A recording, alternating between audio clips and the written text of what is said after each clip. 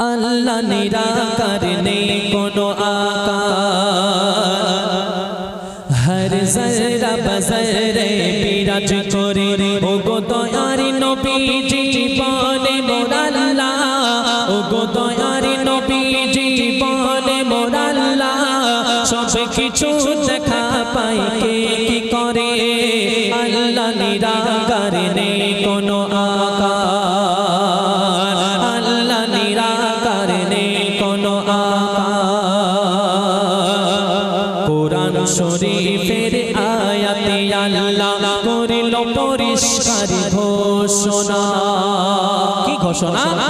আমি আল্লাহ জাগা জানে, সৃষ্টির কে গোটা জানে না। আমি জানি, আপনি জানি যে এই পরেক্ষণে আমাদের মধ্যে থেকে কে ইন্তেকাল করবে আর কে বাড়ি ফিরে যেতে পারবে, কেউ জানি না। আল্লাহ বললেন আনা আলিমুল গায়ব, আমি হলাম আলিমুল গায়ব, সব কিছুর খবর রাখনে ওয়ালা। আর কেউ এই জমিনে কুল কায়নাতে আর কেউ নেই। আল্লাহ পাক যখন আদম জাতকে, মানব জাতকে যখন সৃষ্টি করবেন, ফেরেশতাদেরকে ডেকে বলল, ফেরেশতারা শোনো, আমি একটা জাত দুনিয়াতে আবার জন্ম বানাতে চাই। ফেরেশতারা বলল আল্লাহ কি? বলে মানব জাত বানাতে চাই। ফেরেশতারা বলল আল্লাহ তুমি দেখোনি এর পূর্বে, কোরআন শরীফের কথা বলছি, আল্লাহ পাক বলছে তুমি, ফেরেশতারা বলছে তুমি কি, আপনি কি দেখেননি এর আগে আপনি যে জিন জাতিকে দুনিয়াতে পাঠিয়েছিলেন তারা পৃথিবীর মধ্যে কি তাণ্ডব করেছিল, আপনি আবার মানুষ পাঠাবেন? আল্লাহ বললেন আমি হলাম আলিমুল গায়ব, আমি যা জানি তোমরা তা জানো না।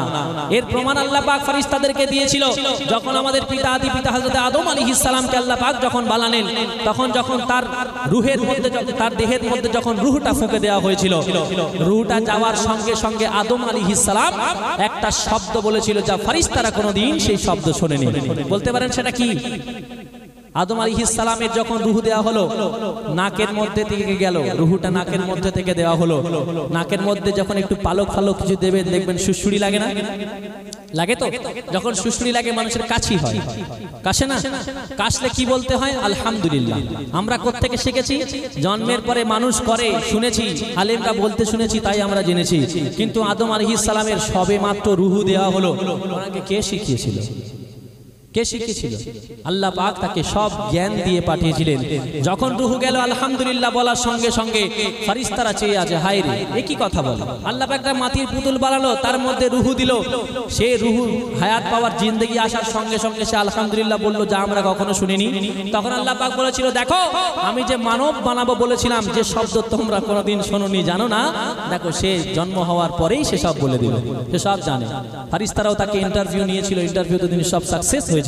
যাই হোক, কবি লিখছেন শুনুন, কোরআন শরীফের আয়াতে আল্লাহ করিল পরিষ্কার ঘোষণা, আমি আল্লাহ জাগা জানে, সৃষ্টির কে গোটা জানে না, আমি মরি তাকে বাঁচাই, জিন্দাকে মারি, আবাদ করি আর বরবাদ করি, আমি মরি তাকে বাঁচাই, জিন্দাকে মারি, আবাদ করি আর বরবাদ করি, আমি বিনা মেঘেতে বজ্র ফেলিয়া জ্বলন্ত আগুনকে বরফ করে, জ্বলন্ত আগুনকে বরফ করে, সৃষ্টি জাগানের খালিক মালিক, সৃষ্টি জাগানের খালিক মালিক, অসম্ভবকে যিনি সম্ভব করে, আল্লাহ নিরাকার নেই কোনো আকার। চাইলে সবকিছু সম্ভব। আপনি যে ছেঁড়া খাতায় শুয়ে আছেন, বলে ছেঁড়া খাতায় শুয়ে শুয়ে লাখ টাকার স্বপ্ন, আল্লাহ চাইলে এটা কোনো ব্যাপার নয়, কোনো ব্যাপার। পরের দিন সকালে দেখবেন কোনো একজন মুহাজির এসে আপনাকে বলল ভাই আমি অনেক টাকার মালিক, আমি তোমাকে এই টাকাটা হাদিয়া করছি, 1 কোটি টাকা আপনাকে দিয়ে গেল। আল্লাহ পাক তাকে এত দিয়েছে যে কোটি টাকা তার পকেটের একটা 10 টাকা, আমাদের পকেটের 10 টাকার মতো, সে আপনাকে 1 কোটি দিয়ে আপনাকে মালবান বানিয়ে চলে গেল, কারণ আল্লাহ তাকে পাঠিয়েছে।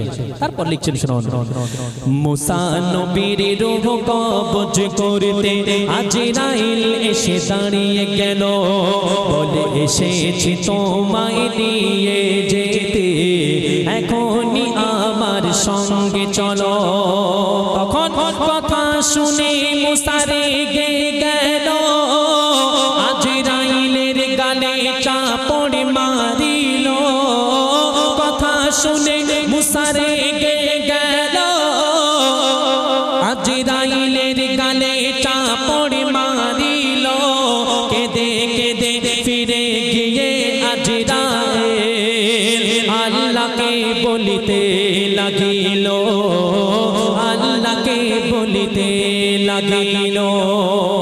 বনে মুসা মেরেছে আমায় আর বলেছে, মুসা মেরেছে আমায় আর বলেছে, আসলে আবার তোকে রাখবো ধরে, আল্লাহ নিরাকার নেই কোনো আকার। আরো কি বলেছিল মুসা আলাইহিস সালাম? আজরাইল আলাইহিস সালাম বলছে দেখো, আর বলেছে বলবে খোদাকে, মুসা বলেছে আসবে না। কেন? আমার যত উম্মতে উম্মতে কে করবে তাদের দেখা শোনা। যখন এই কথা আজরাইল আলাইহিস সালাম আল্লাহকে বললেন যে মুসা নবী এই কথা বলেছে, তখন আল্লাহ পাক আজরাইল আলাইহিস সালামকে কি বলছে দেখো, আল্লাহ বলে আজরাইল তুমি শুনে না, মুসা নবীকে গিয়ে বলে দাও। আল্লাহ বলে আজরাইল তুমি শুনে না, মুসা নবীকে গিয়ে বলে দাও, একটি দুম্বার গায়ে যত লোক তত গায়াতে পাবে তুমি যদি চাও, তত গায়াতে পাবে তুমি যদি চাও। তবে ওই লোঙ্গনা শেষ হবে গোজে দিন, ওই লোঙ্গনা শেষ হবে গোজে দিন, ঠিক সেদিন তুমি যাবে মরে, আল্লাহ নিরাকার নেই কোনো আকার। যখন এই কথা বললেন আল্লাহ পাক জানিয়েছেন কুল্লু নাফসিন যায়িকাতুল মাউত, প্রত্যেক জীবের একদিন না একদিন মৃত্যুর স্বাদ তাকে চাখতে হবে। আমরা কেউ মরে ফানা হয়ে যাব, শেষ হয়ে যাব না, দি এন্ড হয়ে যাবে। আমরা সবাই মারা যাব ইনশাআল্লাহ। অবশ্যই আল্লাহ পাক আমাদেরকে তার কাছে ডেকে নিয়ে যাবে এই দুনিয়ার কাজকর্মের হিসেব নেওয়ার জন্য। কিন্তু আমরা সব বিলীন হয়ে যাওয়ার জাত আমরা নই। বিলীন হয়ে যাব? আল্লাহ পাক মানব জাতিকে বিলীন হওয়ার জন্য বানাননি, এই দুনিয়াতে দিয়েছেন পরীক্ষা নেওয়ার জন্য।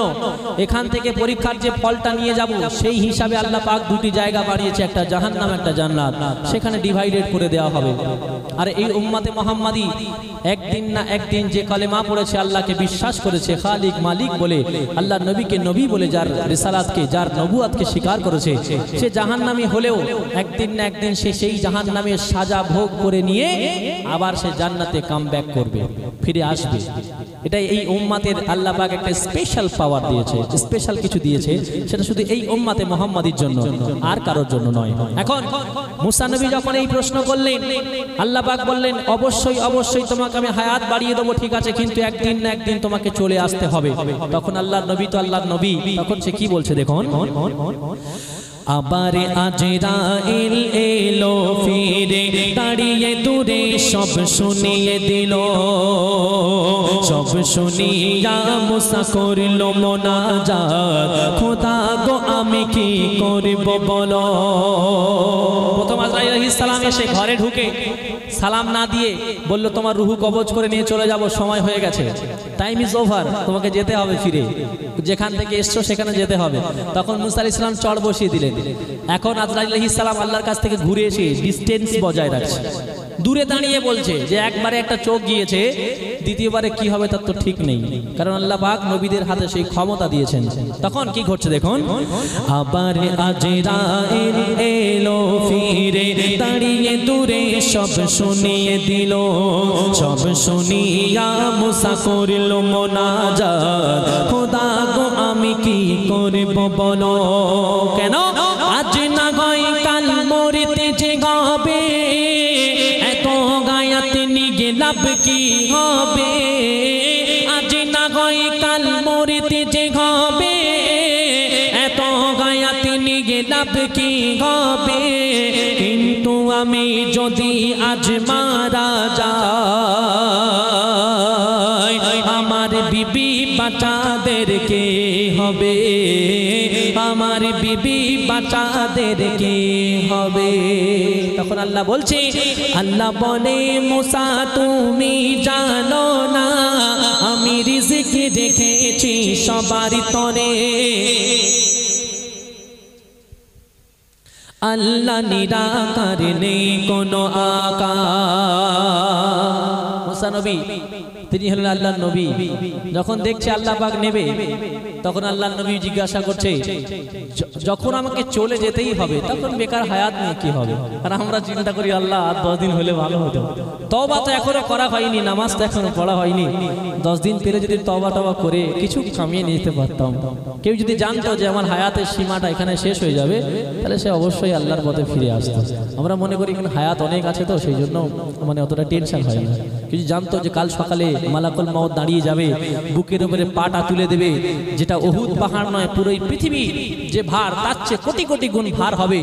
সেই পা যদি একবার চাপিয়ে দেয়, আমরা কেউ মাটিতে ডেবে যাব না, কিন্তু কষ্টটা অবশ্যই আমরা অনুভব করব। কষ্টটা অনুভব আমাদের করতে হবে। তারপর কি করছে দেখুন, গাইবি আওয়াজ শুনতে মুসা পায়, হাতের লাঠি পাথরে মারো, পাথর ভেঙে চুর চুর হয়ে যায়। মুসা নবী দেখে লক্ষ্য করে, আয়নার মতো স্পষ্ট দেখা যায়। মুসা নবী দেখে অবাক হয়ে যায়, ওই টুকরো পাথরের মধ্যে কয়েকটি জিন্দা পোকা তাজা পাতা খায়। মুসা নবীর প্রশ্নের জবাবে আল্লাহ পাক প্রমাণ দিচ্ছে, মুসা তোমার হাতে যে লাঠিটা আমি দিয়েছি, যে লাঠিটা আছে আসা লাঠি, ওটাকে পাথরের উপরে মারো, পাথরের উপরে প্রহার করে দেখো কি হয়। যখন মুসা নবী পাথরের উপরে মারলেন, পাথরটা চুরচুর হয়ে গেল। আল্লাহ নবী দেখছেন পাথরের মধ্যে একটা পোকা আছে, আর তার খাওয়ার জন্য আল্লাহ পাক রিজিক স্বরূপ সেখানে সবুজ লতা জন্মে রেখেছে। একবার সুবহানাল্লাহ বলা যায় না? যদি আল্লাহ ওই কাঠের মধ্যে থাকা পোকাকে খাবার কাঠের মধ্যে দিতে পারে, যদি আল্লাহ একটা পাথরের মধ্যে যেখানে পানি নেই, রোদ নেই, হাওয়া নেই, বাতাস নেই, কিছু নেই, সেখানে একটা প্রকার খোরাক যদি আল্লাহ বানিয়ে দিতে পারে, আমরা মনে করি শুধু আমরা কাজ করলেই তবে খাওয়া হয়। এই মানুষ মনে করে, কারণ আর বেশি চালাক। আর যা মাখলুক আছে সারাক্ষণ আল্লাহ জিকির করে, সেখান থেকে খাওয়ার আশা করে। আর আমরা বেশি চালাক, আল্লাহ হাত পা দিয়েছে, দিমাগ দিয়েছে, সবচেয়ে মূল্যবান জিনিস। আমরা শুধু ইনকাম করে নিজে মনে করি যে ইনকাম করলেই তবে খাওয়া হবে, নইলে হবে না। আল্লাহ বলছে আমি হলাম রাজ্জাক, রিজিক দেনেওয়ালা আমি দেব। তুমি যতই আঁকড়াও, যতটুকু লেখা আছে তার বেশি তুমি পাবে না। শেষ কথায় কবি লিখছেন, শুনুন, সীমিত জ্ঞানের মানুষ আমরা, কখন কি হবে জানি না। আল্লাহকে আমরা চিনব কি করে, নিজেকে চিনতে পারি না। তুচ্ছ জ্ঞানের করি গর্ব অহংকার, সকাল সন্ধ্যা শুধু আমার আমার। চাবির পুতুল মোরা এটাও জানি না, দম ফুরাবে কখন কোথায় কার, দম ফুরাবে কখন কোথায় কার। কবি আসিন বলে থাকো সরে বগালে, নম্র ভাবে আর ধর্ম ধরে, আল্লাহ নিরাকার নেই কোনো আকার। শুনলেন এই ঘটনা অনেক বড় ঘটনা। আমি সব জায়গা ছোট করে গাই, কিন্তু এখানে আমার মা বোনেরা যেভাবে শুনছে আমার নিজেরই গাইতে ভালো লাগছে। আজ বিশেষ করে সাউন্ডটা একটা, আচ্ছা আমার বিশাল দম হয়ে গেছে, একটু পরে গাইবো। তার আগে আমার দাদা একটা রিকোয়েস্ট করেছে, সেটা আমি ছোট্ট করে 2 লাইন গেয়ে দেবো, পরে এসে গেয়ে দেবো, কেমন? তারপরে রেজাউল আছে, দুটো একটি কালাম গেয়ে শোনাবে, তারপরে কালামদা হুজাফাদা চলে এসে গেয়ে শোনাবে ইনশাআল্লাহ। খুব পপুলার একটি, আমার নিজস্ব একটি পপুলার, মানে আমার কাছে পপুলার।